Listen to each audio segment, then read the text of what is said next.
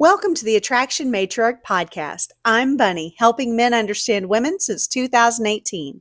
This is where we talk attraction psychology, intimacy dynamics, relationship repair, masculine leadership, feminine response, and the patterns beneath modern relationships that most people never see clearly. If you want stronger attraction, deeper understanding, and a clearer read on women, you are in the right place. Welcome in. Let's get into it. Somewhere along the way, adulthood got marked as one long decline. Dating became exhausting. Marriage became work. Family became pressure. Parenting became survival. Responsibility became something people dragged around like a punishment instead of carrying with pride. And yes, life is serious. Bills are real. Children need you. Marriage requires maturity. Careers demand discipline. Aging parents need care. Bodies need maintenance. Home needs attention. Love requires sacrifice. But if your entire life has been reduced to obligation, logistics, resentment, and fatigue, something has gone wrong. Because dating, adulthood, marriage, family, love, attraction, legacy, and building a life with another human being were never meant to be pure drudgery. They're meant to have some joy in them. They're meant to be lived. And one of the great lies of modern culture is that responsibility kills fun. That growing up means becoming dull, tense, sexless, bitter, and constantly burdened. That marriage is where desire goes to die. That children ruin your freedom. That family is nothing but a mess, noise, bills, and exhaustion. But healthy adults know better. Responsibility doesn't kill your joy, immaturity does. A man who knows how to lead his life can still laugh in his kitchen, flirt with his wife, wrestle with his kids, enjoy a night out, build something meaningful, and wake up the next morning proud of the life he's creating. A woman who feels cherished, chosen, protected, and seen doesn't usually become less alive in marriage. She becomes more herself. She becomes more playful, more radiant, more emotionally available, and more willing to build with the man beside her. And a family that has structure doesn't have to become more stiff. Structure is what makes room for delight.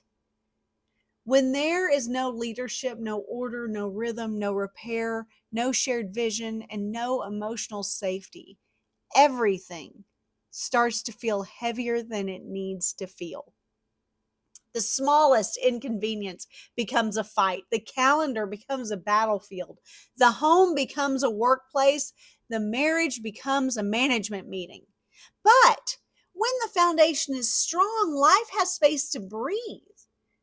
There's room for inside jokes and slow kisses in the hallway and pancakes on Saturday morning. There's room for cocktails on the patio, cigar smoke in the evening air, music playing while dinner is being made, a hand on the small of her back, children seeing their parents actually enjoy one another. That matters. Your children don't only need to see you endure adulthood, they need to see you enjoy it. They need to see that marriage can be warm, that family can be fun, that duty and delight can live in the same house, that love isn't just crisis management, that adulthood isn't something to dread, escape, mock, or numb yourself through. They need to see grown people living beautifully. This doesn't mean every day is easy or that every season is light, or that you ignore hardship or pretend everything is wonderful even when it's not. It means you refuse to let hardship become the whole story. A strong marriage should have moments of laughter that make the hard days survivable. A healthy family should have traditions that make people want to come home. A good man shouldn't be so consumed with provision that he forgets presence. A good woman shouldn't be so buried in responsibility that she forgets beauty, softness, sensuality, or joy.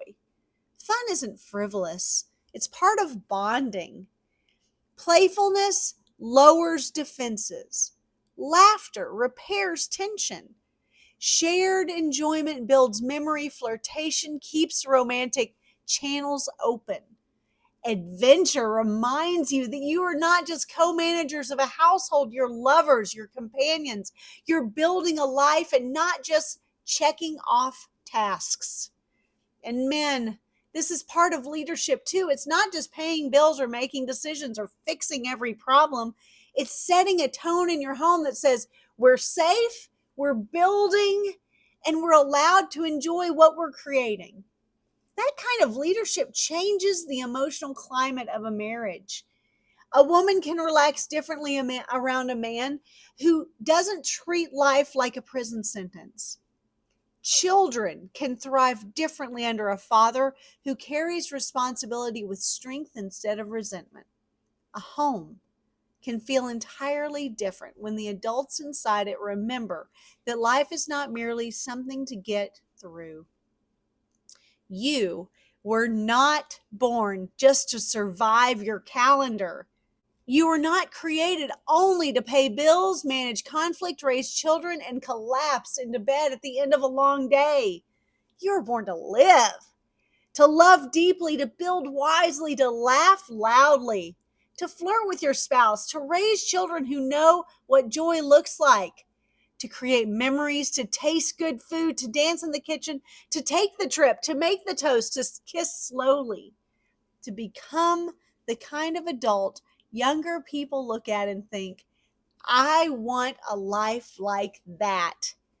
Because struggle may be part of life, but it was never meant to be the whole point. I am the Attraction Matriarch, and in all things, I want you to win.